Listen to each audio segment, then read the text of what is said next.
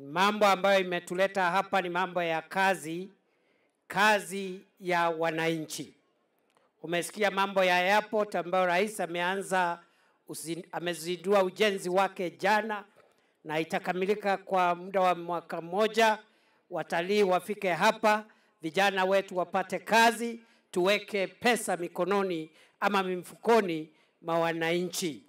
Vile vile rais amefika hapa akituongoza kuleta hati miliki ya mashamba yetu na pia hati miliki ya ile msitu wetu wa Mau ili usiharibiwe, tupate mito na lishe ya mifugo yetu.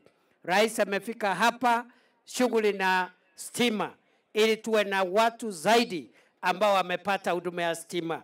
Rais amefika hapa shughuli ya barabara, na umesikia kuna moja ambaye ameanzisha leo ya kutoka hapo Ngoswani, Naikara, Leshuta kwenda mpaka Morijo.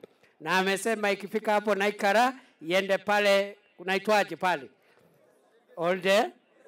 Olde Gesi hapo na iende mpaka mahali boda. Si namna hiyo? Olposmuru.